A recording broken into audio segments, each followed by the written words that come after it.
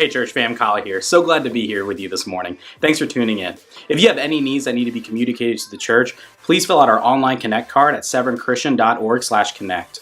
On May 17th, weather permitting, we will be hosting our first 10:30 a.m. service drive-in style. So be sure to stay connected on our church website to find out the latest and greatest details on that. Further, this week, Dr. Maggio, one of our elders, and Rick Bonifield will be exploring depression in Job chapter 3. Let's go see what they have to say.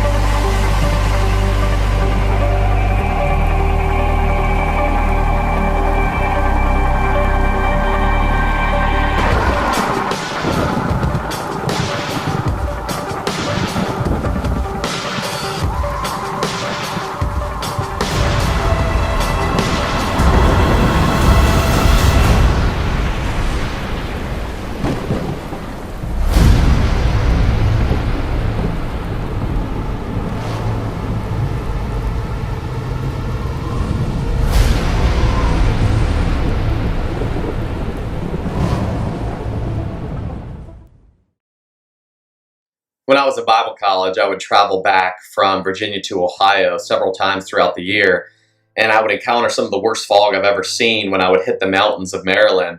I couldn't see 10 feet in front of me, so I'd have to pull over and stop and wait for the fog to clear and then continue my journey.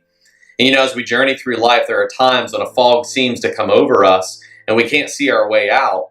And for many, the fog of depression doesn't leave. Because of the physiological makeup, it's just there with no end in sight. But like others with Job, the depression is seasonal. There's depression that gets defined, for all intents and purposes, biologically, which responds very well to medication. That's one type. I don't think that's the most common, but there are people out there who seem to struggle with depression, have medication prescribed, and require little, if any, counseling. I'd say the vast majority of people, if in fact there's a diagnosis of depression, end up with both medication and counseling, combination of the two. So having said that, you're talking about the diagnostic category, but then you're talking about, every single one of us, I think, goes through periods in our life where we experience a level of melancholy, called sadness, and or depression. And what does that look like? What does that feel like? There are physiological components to it. There's emotional components to it. There are cognitive components to it. And for us as Christians, there are spiritual components to it. And in Job chapter 3, we encounter a part in Job's movie, his story, where it's dark, there's despair, it's eerie, it's depressing. This man who is crushed by pain, yet brings meaning to misery. Because Job reminds us in our suffering, we're not alone.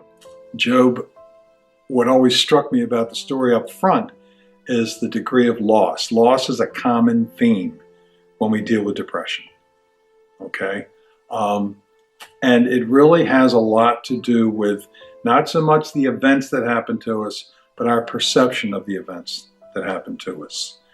Loss, by anybody's definition, can turn out to be a very damaging, very destructive event to happen to us. Now, Job had loss of health. He had loss of valuables, his lifestyle. He had loss of life with family. And I contend because of the way his wife and friends reacted to him, he had a loss of social support. Last week when we looked at Job chapter 4, we took a look at Job's suffering and the downright offensiveness of his friends' response. Yet the man that they encountered in Job chapter 3 did not seem like a man of God anymore. You see, Job reminds us that even godly people can go through seasons of depression. But we also must remember, as we analyze Job chapter 3, we get to see both sides of the story. We get to see the why behind the what, whereas Job only saw the what. And after losing everything, he has to sit in silence from God.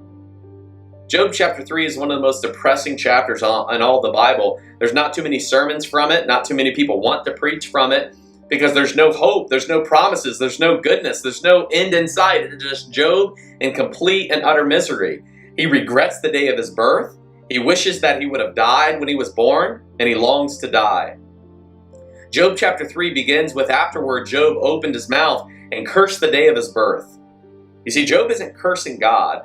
Job is cursing the day that he was born. There's a big difference between wishing you were never born and then saying, I no longer believe in God.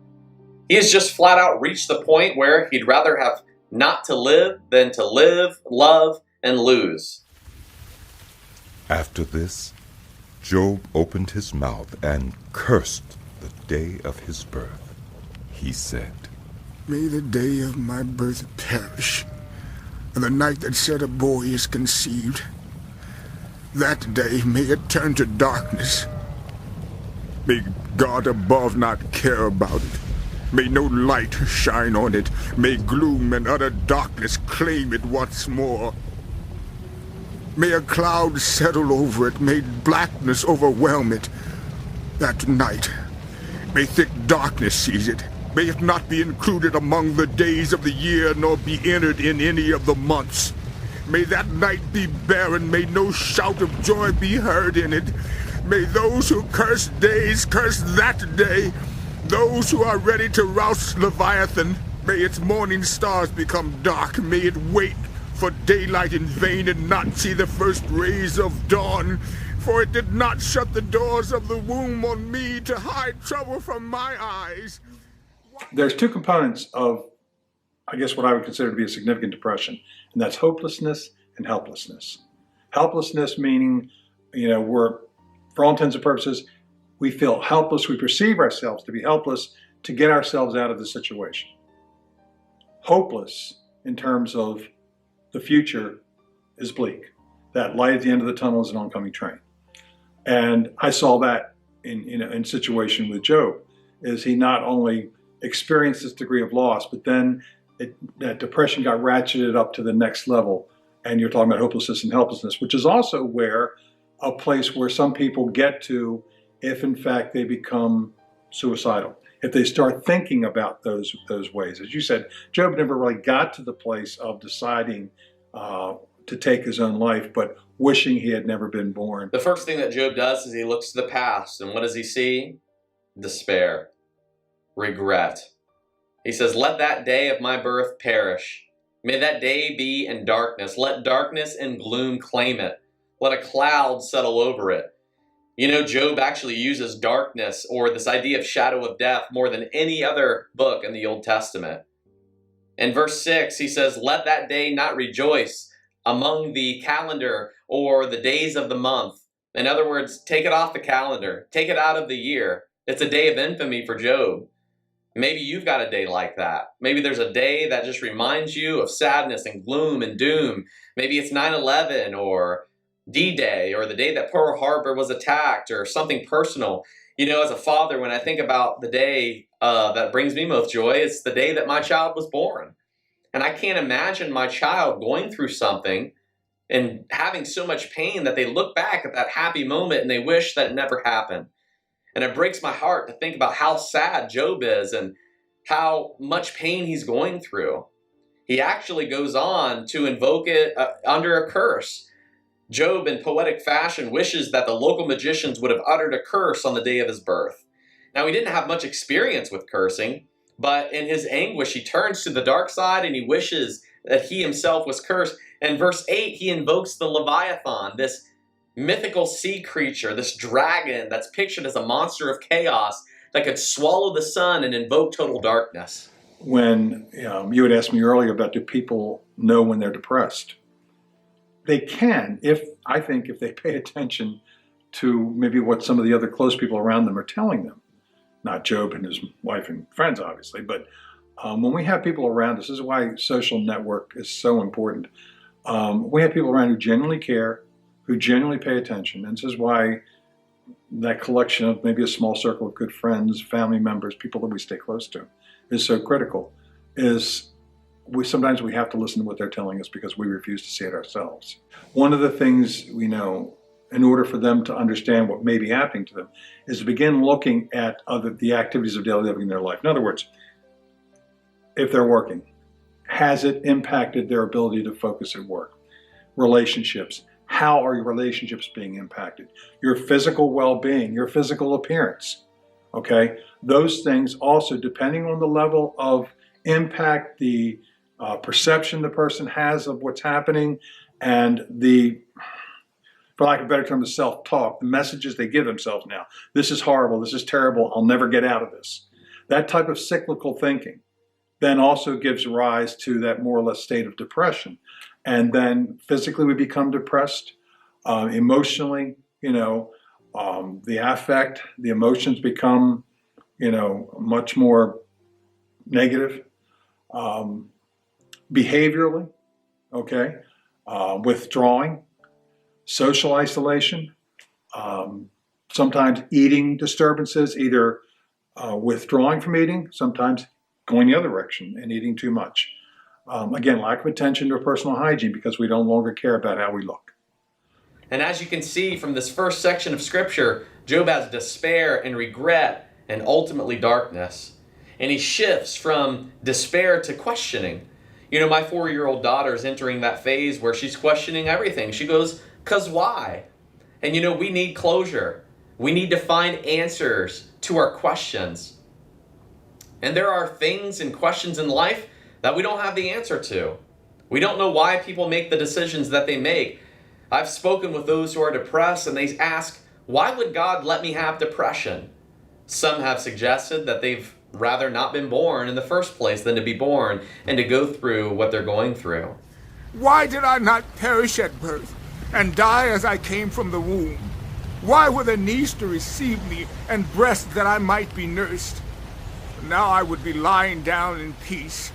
I would be asleep and at rest with kings and rulers of the earth. Built for themselves places now lying in ruins, with princes who had gold, who filled their houses with silver. Why was I not hidden away in the ground like a stillborn child, like an infant who never saw the light of day? There the wicked cease from turmoil, and there the weary are at rest. Captives also enjoy their ease. They no longer hear the slave drivers shout. The small and the great are there, and the slaves are free from their owners. In verses 11 and 12, Job basically asks, why did I not die at birth? Come out of my mother's womb and expire? Why did the knees receive me? Or why did the breast that I should nurse?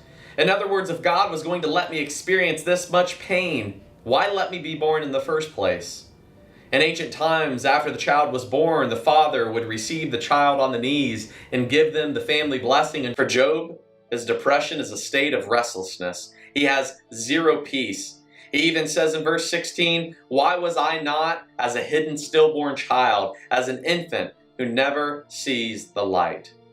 For Job, death has become sweeter than life. The peace of the underworld is more desirable than his present anxiety. He even goes on to compare himself in verse 17, where he says, in the underworld, the wicked cease from troubling. The weary are at rest. The prisoners are at ease together. They hear not the voice of the taskmaster. The small and the great are there, and the slave is free from his master. But here Job is stuck at a crossroads because he refuses to commit suicide. Suicide is self-murder. It's a serious sin. It breaks the sixth commandment and makes us guilty before God. And even more grave is the reality that we can't repent after we die. But it's not an unforgivable sin. It's not a one-way ticket to hell. If Job were to curse God and take his own life in an act of defiance and rejection of God, then I would say his faithlessness would be a serious issue for his eternal life. But on the contrary, like other specific sins, it doesn't automatically separate us from the grace of God. There's no specific sin that can reject God's grace from our life other than faithlessness. And we shouldn't go on living under this false threat of eternal damnation because we commit suicide. But both for the Christian and the clinically depressed, suicide should not be an answer to our depression or to our pain. When I reflect on the life of Job, my heart breaks for his hopelessness. And if you are struggling with depression and thoughts of suicide, please call the hotline at 1-800-422-0009 or reach out to a friend or contact our office at severnchristian.org, because suicide is not the answer. What Job failed to see in his life is how his death would bring more grief to his suffering wife and those around them. And I can tell you, as a minister who has experienced people who have committed suicide and family members who have committed suicide, suicide is not the answer. There is hope for you. You are not alone. And so what should you do? Well, you need to reach out to somebody who is a clinical professional who can speak with you and equip you with the tools that you'll need so that you can get help. You should join a support group and other people who are struggling with depression. Knowing you're not alone is so important in your battle against this disease. Set up an appointment, talk to your doctor. Maybe your depression has reached a physiological issue, but please exercise, change your diet, get outside and soak in the sunlight. The last thing that you should do is sit inside and binge watch Netflix and sit alone. But the most important thing you can do is to develop a relationship with God. God should be at the center of everything that we do. And we should understand that God is with us. We are not alone. He loves us, and He is the foundation to our road to recovery. Question. Let me say this up front, and this is something I teach all the time. Our mental health, like our physical health, is ultimately our responsibility. Okay, there are lots of resources out there for people. There are support groups. Again, some of us have very good social network support. We have some wonderful resources of support here at the church. It is ultimately up to each individual man and woman in this church or anywhere to make the determination as to whether they want to lift themselves up for a moment, make a phone call, reach out. And it's difficult in this environment, granted, but we can still meet one-on-one. We can still meet, 2 people at a time, 3 people at a time. And of course, having a focus. Here's the other thing that goes back, I think goes to your question to some extent, is it's difficult when we don't feel as though we have a purpose to get up in the morning. That's where, again, I talked about the activities of daily living. Depression can gain a foothold if we get to the point where we don't want to get up out of bed. We don't want to go outside. We don't feel we have a purpose, okay? So a sense of purpose, sense of our own esteem, our self-esteem, and never underestimate the power of self-esteem. We can feel very good, I think very good about our situation as Christians without being puffed up by others because of our value in being sons and daughters of the living God. So first and foremost, where people like us turn is to God's Word, is to prayer. And I think there are answers out there, be it, through something on the internet, something on TV. There's lots of resources for a support that you can get vis-a-vis the internet. So far we've looked at the story of Job, of despair and darkness, but now in the last passage, Job is going to turn to the riddle of suffering. And the main question that Job asks is, if I'm ready to die, why is God preserving my life? Why is light given to those in misery, and life to the bitter of soul, to those who long for death that does not come, who search for it more than for hidden treasure, who are filled with gladness and rejoice when they reach the grave? Why is life given to a man whose way is hidden, whom God has hedged in? The sighing has become my daily food. My groans pour out like water. What I feared has come upon me. What I dreaded has happened to me. I have no peace, no quietness. I have no rest, but only turmoil. Rest. He basically says in verse 24, I'm starving. When food is presented before me, I say, take it away. I don't want it. You see, for Job, he is a man who has lost everything. And his friends have said, you're getting what you deserve. And Job may have even thought that himself. You see, the hedge that God put around him was gone. He felt abandoned. I read a story about a man named Bill Bryan who was 4 years old when he sat next to his father outside of the office to the psychiatrist. His father struggled with depression. And he and his father overheard his mother talk to the psychiatrist through the paper-thin walls that Bill's father's depression might not ever leave, and he was going to have to be admitted to an insane asylum where he might not ever get out.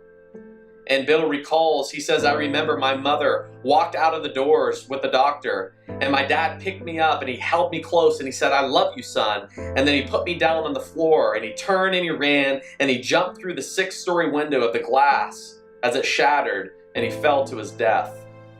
Bill, this 4-year-old child, was later found by his family. He was alone, this terrifying reality of depression. But Bill went on to recover and he became a minister of the gospel. He's described as one of the most joyful, positive, happy persons you'd ever meet. His glass was always full, people said. Now, how could Bill or Job emerge from a dark circumstance like that? Well, Job alludes to an answer in Job chapter 13, verse 15, where he says, though he slays me, I will put my hope in him. We talk about the concept of resiliency in human behavior, and research has told us that one of the strongest predicting factors of resiliency in an individual, resiliency meaning the ability to bounce back from a challenging time, is our social support network. Job lost that in a very real way. So that theme of loss just penetrated, grew tentacles throughout Job's experience. And nevertheless, as I said before, his faith ultimately brought him full circle in this. There may be days where it seems like the suffering that you've experienced is too extreme for your heart to have hope anymore. But I want to encourage you, hope. Things will get better. Romans 4:18 says, even when there was no reason for hope, Abraham kept hoping and believing. And I want to encourage you, keep hoping, keep believing. Depression, again, really, to me, grabs hold in the thought process first. I'm a cognitivist at heart. I believe thoughts drive emotions, thought drives behavior, thought drives physiology. And again, in our spiritual walk, thought drives that in many respects. You change the thought pattern, and you can have a significant impact, positively or negatively, on those other categories. Maybe there are valleys that seem too deep for your anguish to find relief. But I want to let you know that there is hope on the other side. God is with you. You're not alone. King David wrote, though I walk through the valley of the shadow of death, I will fear no evil, for God is with me. Charles Swindoll said, when we run out of places to look to find relief, our minds begin playing tricks on us, making us think that God doesn't care. But you know what? There is no pit so deep that God is not deeper still. God cares for you. And Job chapter 3 didn't end with a footnote of God saying, I am so ashamed of Job, of what he said and what he went through. You know why? Because the cross is big enough to take your depression. The cross is big enough to experience your grief. And at the end of Job's story, Job says, look, I know that God can do all things, that his plans can't be thwarted. And I know that what I have uttered, I did not understand. These are things that were too wonderful for me. Hear, and I will hear God. But now I see God. Ah, Job says at the end of my story, I understand. I understand. I might not get all the answers to my questions, but I understand. In disappointment with God, Philip Yancey tells the true story of a friend of his who was swimming out of the lake, and he was 150 yards offshore when a sudden cloud descended upon the waters. And his friend was trying to find his way back home, but he couldn't. He would stop and turn and swim in different directions. And Philip writes this, at last he heard a faint voice calling from shore, and he pointed his body towards the shore and the sounds, and he followed them to safety. And something like that sensation of utter lostness must have settled in on Job as he sat in the rubble and tried to comprehend what had happened. Where should he turn? God was silent. You see, Job believed when there was no reason to believe. He believed in the midst of the fog. And Philip goes on to write this, that I wish that I could tell you that God's preferred style of communication was different than how he communicated with Job in silence. But Philip says this, the kind of faith that God values seems to develop best when everything fuzzes over, when God stays silent, and when the fog rolls in. It is my hope that the story of Job serves as a voice of God calling out to you from the shore. You're not alone. Come to me. Trust in me. Hope in me. We go through series and periods of depression, or maybe depression is there to stay for you. And my message for you this morning is this: you are not alone. In the 30 plus years that I've been doing work in crisis intervention and trauma, one of the most constant, and it's anecdotal, one of the most constant responses I've gotten from people that I've worked with is, I thought it was only me.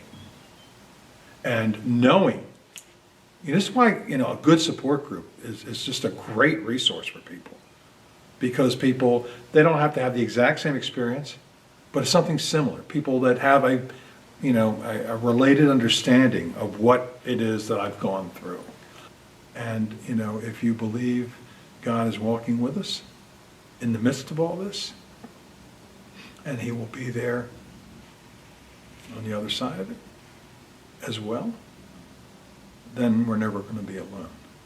And one of the things I've learned from people over time who've gone through traumatic, horrible situations is to know they're not alone.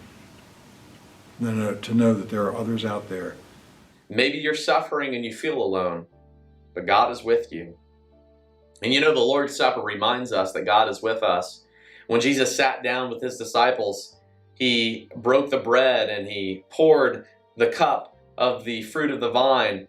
He says, "This is my body, which is broken for you. Eat this in remembrance of me." And He took the cup and He says, "This is my blood, which is shed for you. Drink this in remembrance of me." And what did He want us to remember? That we are forgiven.